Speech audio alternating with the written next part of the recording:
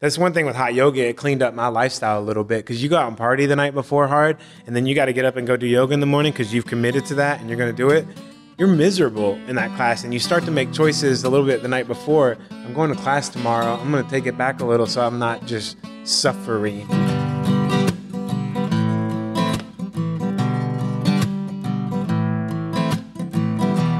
Hey, welcome to the podcast. I'm Chris Adler, and I've got a new episode in a new location with a new guest every single Thursday. Except today, because this is the second and final part of the podcast about yoga. I'm going to pick up where I left off with Stephen Fletcher. He's the owner and operator of the Yoga Circle in Birmingham, Alabama.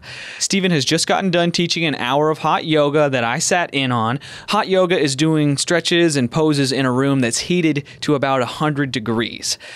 And as I said last week in part one, before I started doing yoga, I was having constant agonizing back pain that was so bad I got trapped on my living room floor. I was 20-something and unable to get up. It was a scary moment. So yoga is important to me because it enabled me to continue living the active lifestyle that I want to live.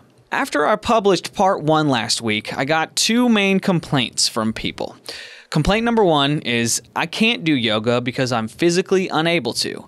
And complaint number two was Christians shouldn't do yoga. And with both of these complaints, it seems people are hung up on the definition of the word yoga. So replace the word yoga with the word stretch. Everybody should stretch, and there are variations of all the poses that even the least athletic and least flexible people can do, even Christians.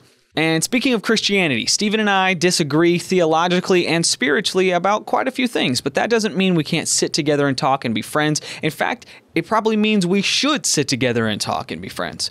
So we're going to talk about general health and making good decisions and how yoga has some great techniques for combating back, neck, and nerve pain, helping with everything from hernias to headaches. That being said, the following is for entertainment purposes only. I'm not a doctor or a scientist or intelligent. I can only speak from my own personal experiences, so don't sue me, investigate it for yourself, and let's start the show.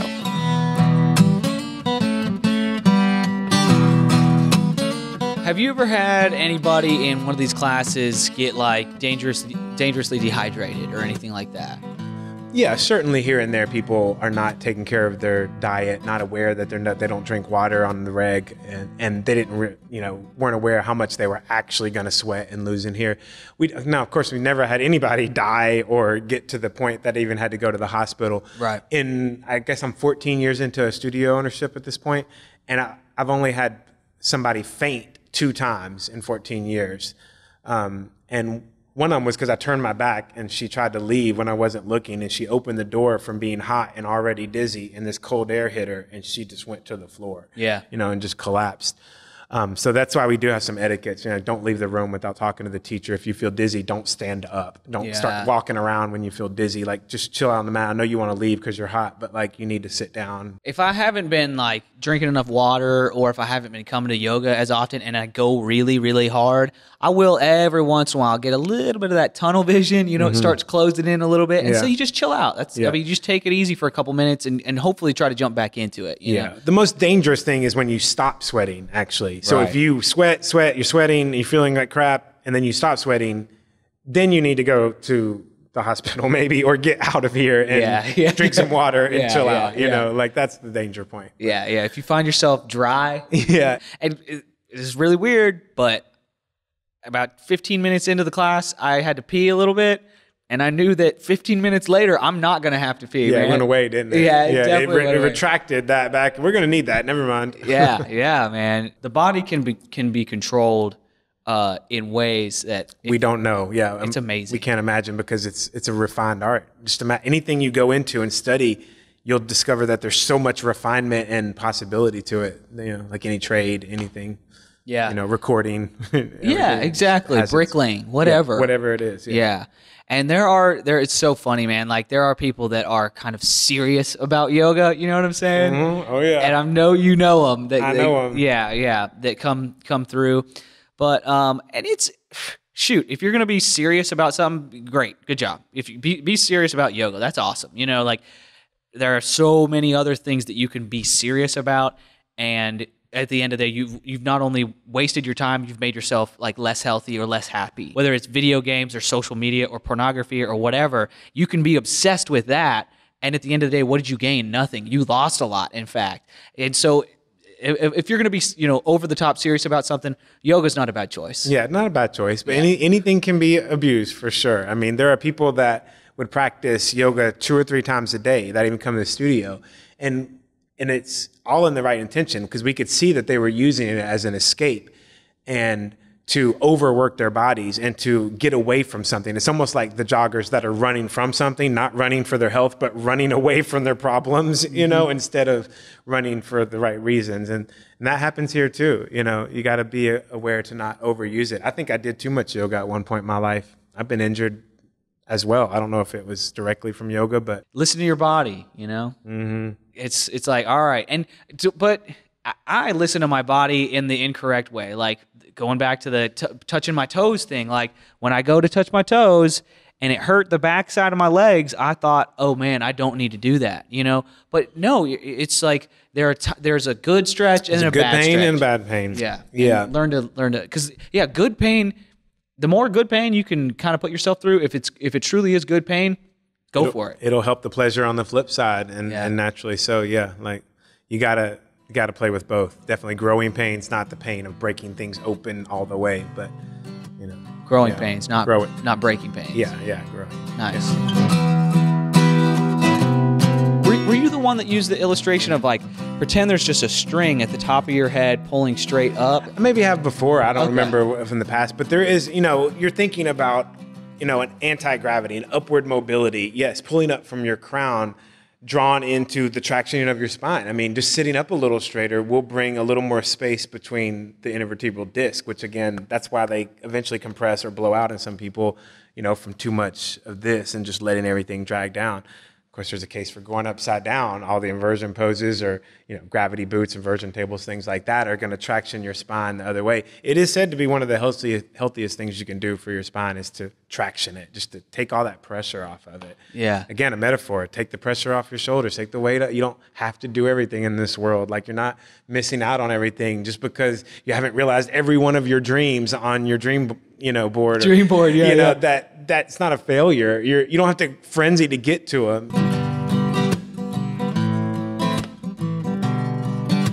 Talk me through, if you could, speaking of breathing, talk me through the breath of fire, physically what we're trying to do. Okay, so physically, you're trying to take your diaphragm, which is your primary breathing muscle, and almost jam it up into your lungs. So you got to start with the big old beer belly. Don't be shy, you let it hang out. You're drawing it kind of up and under. That's going to force breath out of your open mouth or nose, depending. Traditionally, it was through the nose. We do it in the mouth because the room's so hot and it's almost like a panting dog, like you're releasing more heat. And it's a little easier on people, I think, to just open the mouth and let that go out. But when you push all the breath out, the lungs are a pressurized chamber. So when your diaphragm falls back down, it draws breath in automatically. You don't think about the inhale. I found is that really made me wake up my core and say, oh my gosh, I have muscles there. There are things that I should be able to control down there. Everybody wants that six pack, the ... four in a row line or whatever there. But all around it, it's basically a big old like sack that you can control. Like I can make this on the sides, your obliques, Yes. I can make it hard and nothing and let it, turn into a muscle that I don't use.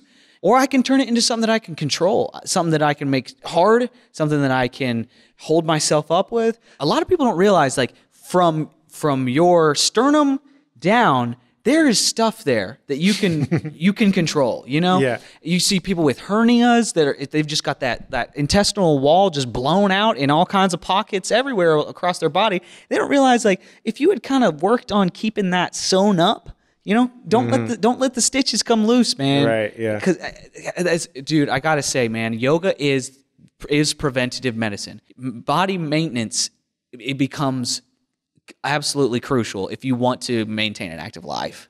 And I'm glad you said preventative, and because it is that. Not that you can't come in here with injuries and get into them slowly and start to work them out, but it always was a preventative thing. It was taking care of your body and your mind before there was a problem to keep it. Because what's already working, if you can keep the ball rolling and keep the body functioning and clean and fleshed out, then it's going to promote your health, down the line. What kind of, are you crazy about like diet or anything like that? Do you get crazy into that? I assume you eat pretty well. I do. I have gotten into it more so in the past. I'm really trying to simplify my life because of, again, the faddish nature of everything, and everybody's on some different diet and this or that. You got to, again, find what works good with your body. And, advice is when you're hungry, in general, eat. If you're not hungry, don't eat. People are doing intermittent fasting a lot lately. And there's like 3 or 4 people in class talking about their intermittent fast that they haven't eaten since a certain time, and they're doing this once or twice a week where they go a full 12 or 24-hour period between meals to clear out their body. I think it's good in moderation too, because to go without something is to help you appreciate it and to see yourself more so. You won't appreciate food unless you've been hungry. You can't appreciate money until you've been poor. So fasting to me in that regard, or being aware of your diet as a fast, is a good thing if it's not overly abused. And you find that it's actually working for you and you have normal energy levels and you're not grumpy all the time and upset with anybody. Because when you're on a fast, you're going to be grumpy and pissed, and no one's going to want to really be around you in those first periods until you get adjusted to that. But I don't eat meat personally. Really? I'll do fish, and I'm kind of on the fence about that too. It's not that I'm totally opposed to eating meat. I live on a farm now. I'm out in the country. I shoot guns now. We have chickens. Sweet, we have cows right across our, they're right next to our fence line, and we're always hanging out with them. We got horses, and, I've had to kill a couple chickens that were dying and we had to put a goat down one time and stuff like this. And I'm developing another side of myself that way. But it's mainly the industrial thing, the way we treat animals, the hormones. They're terrible for the planet. All the grain that we feed them, we could feed the masses, across the world. There'd be no famine, but we want to feed our cows instead, I just don't, red meat doesn't seem to agree with me that much. And I don't like the way chickens are yeah, we have chickens, and I don't eat chickens. I eat their eggs. But, right. Yeah, because the egg is, they're going to make that egg. They're going to make that egg regardless. Yeah, either way. Great source of protein and energy, and I eat eggs every single day. If you cut out fried foods and continue to eat eggs, I think you're going to be in a much better place. I tried the intermittent fasting thing too for a little while, and I didn't stick with it because it was hard. Yeah. I was doing 7 p.m. I would stop eating at night and then go all the way until 7 a.m.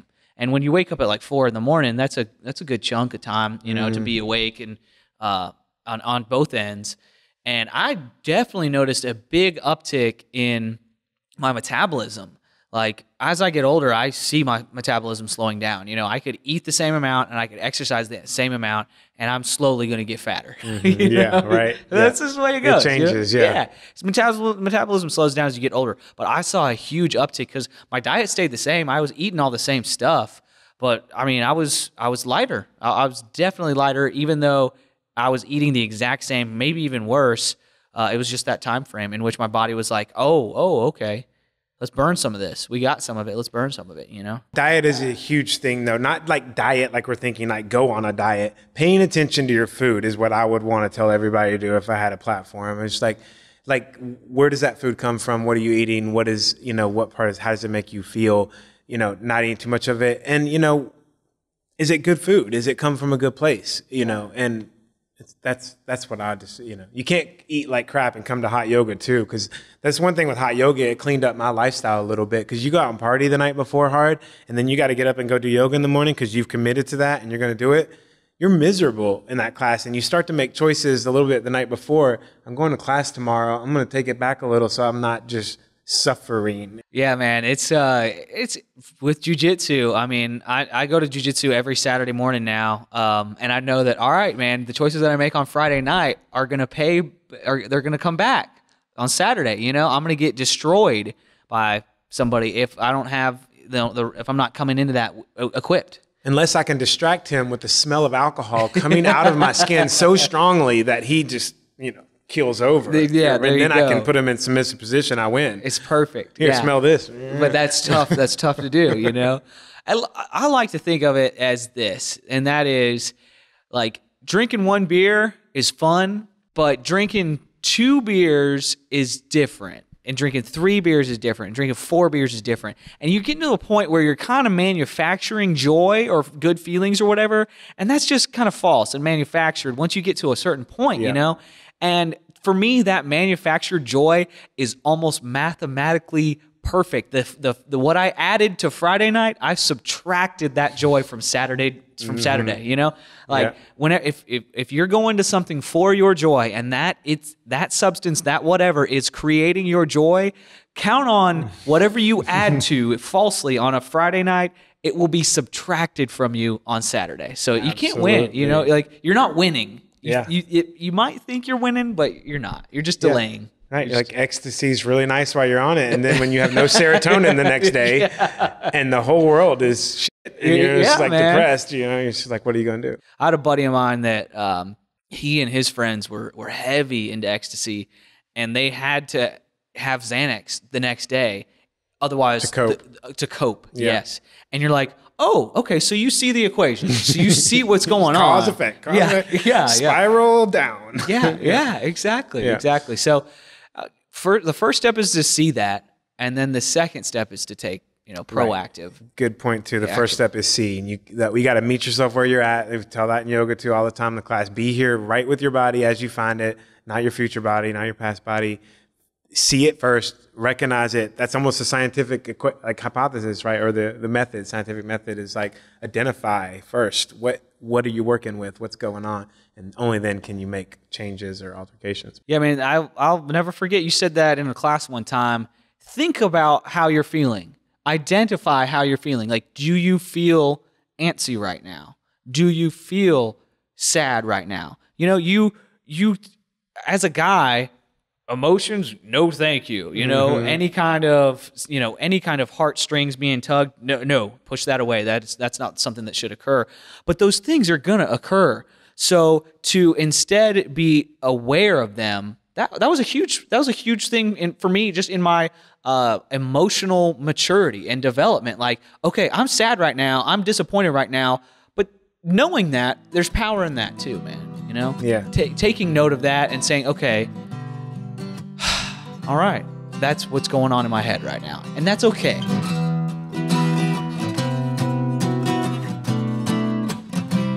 What do you think is like the future of yoga, man? And where do you think you fit into that?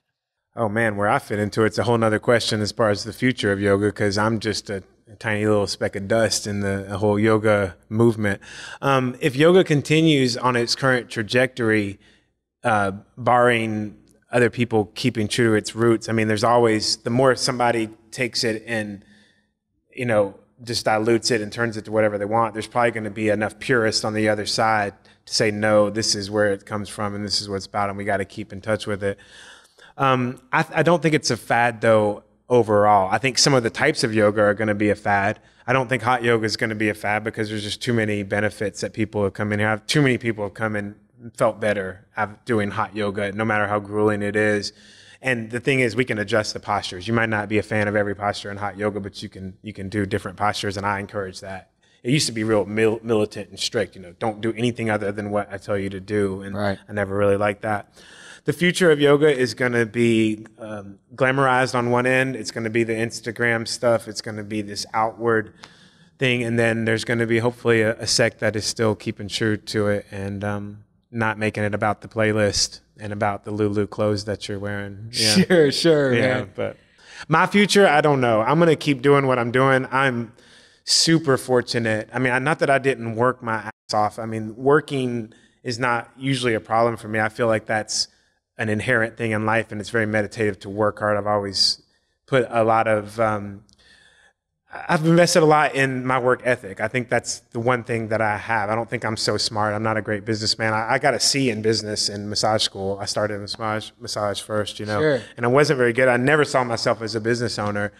But I'm kind of wanting to take leave of some of this managing stuff because, okay, like the shoemaker's children has no shoes. I don't know if you've heard that quote before. Yeah. It applies to me. I don't want to do yoga in here because it's like, I'm looking at the dust on the floor and the walls and everything I want to clean up and all the business aspects, and I'm worried about this person over here that looks a little unstable and maybe they're going to hurt themselves, and I want to go over there and help them. Or I'm evaluating the teacher because she works for me, and I'm like, I don't really like what you said, or I don't agree with that philosophy. And I'm too much in my head about it because I am in the business.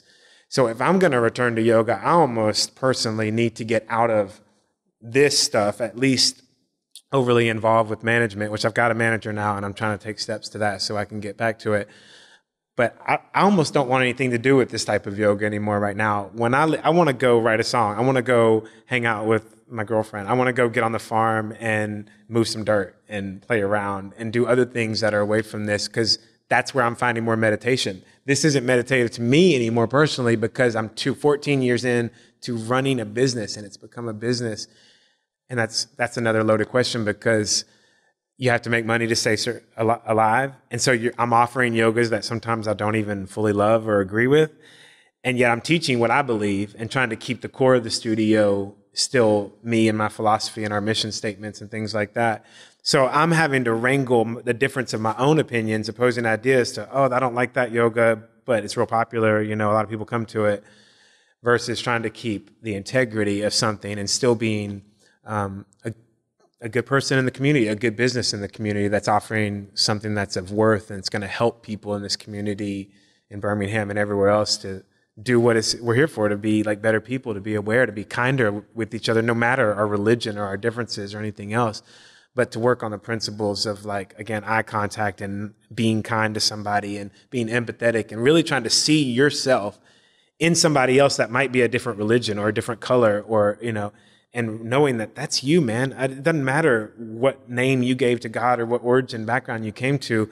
If you use your religion for a good thing and know that in your text, your Bible, whatever you read, you're going to find something about your neighbor and about how you should treat them as yourself. And so I just want to take the separation off the top and make sure we're all recognizing each other as humans and part of a larger body of life, because we are. The earth is alive. This whole thing is alive.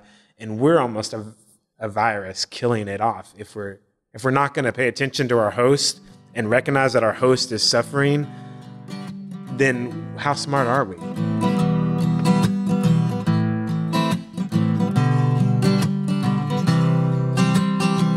I talk about jiu-jitsu changing my life. Yoga allowed me to continue my life. For real, man. Like, I would be a person that has had several back surgeries and probably on some kind of opioid painkiller right now today if I hadn't learned what I learned from you in yoga. Dude, at one point, I was prescribed, because my back was really, really messed up, I was prescribed 800 milligrams of ibuprofen every day. And I was like, sure, this was before trying any kind of yoga stuff. I was like, sure, yeah, I'll do that. And I took it for like 2-3 weeks, and it kind of helped, but then I noticed one day I forgot to take it. My hands, by the end of the day, my hands were swollen and arthritic. Like, my body got used to having that feed of false anti-inflammatories. I was trying to grab my steering wheel in my car. I'm 30 years old and I got arthritic hands. I'm like, dude, my body has gotten used to this false anti-inflammatory that I've been feeding it day in and day out. I got to get off of this, man. So I weaned myself back off of ibuprofen, and I try not to take that stuff. Is super medicine, guys. It's super, super miraculous medicine, but that means don't take it when you don't absolutely have to. Make it a standard, or it won't be effective anymore. I don't even take Tylenol, because through what I learned through my back and being crippled on the floor in my apartment to running a mile every day, I saw that if I want to continue to live the life that I want to live, I have to be proactive and I have to get some knowledge in order to make that happen. So thank you so much for teaching me that, man. And you got to know, it's people like you that share their stories. And I can't tell you how many people have kept me going in what I'm doing when I want to leave sometimes or do something different. When I hear a story that, hey, I came to yoga, I came the first time in your class and my life changed ever since, or I got free of this, or I did that. Like, it just melts me down. And I'm like, I'm so thankful that I got a chance to be part of that too. So thanks. Dude, thank you, man. All right. Good talking to you, Chris. All right. What's the, do you want to do just like something instrumental, or do you want to do something with lyrics? I'm good either way. I'm not the best singer, but I sing anyway because it feels good. All right, it's called Stocked Apocalypse. Kind of speaks of our times these days a little bit. Well, they're mocking Mother Earth as she coughs and spits. Oh no, makes you want to stock for the apocalypse.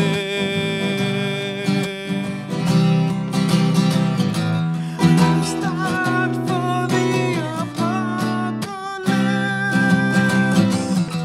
That's it for this episode, and this episode's featured nonprofit is the Foundry Ministries. We talked a little bit about substance abuse and the cycle of addiction in this episode, and the Foundry Ministries is a haven where the addict, the ex-inmate, and the destitute can find freedom and discover purpose through Christ-centered rescue, recovery, and re-entry. The Foundry Ministries has meal programs, job training, medical and dental centers, shelters, and homes for those looking for a brighter future.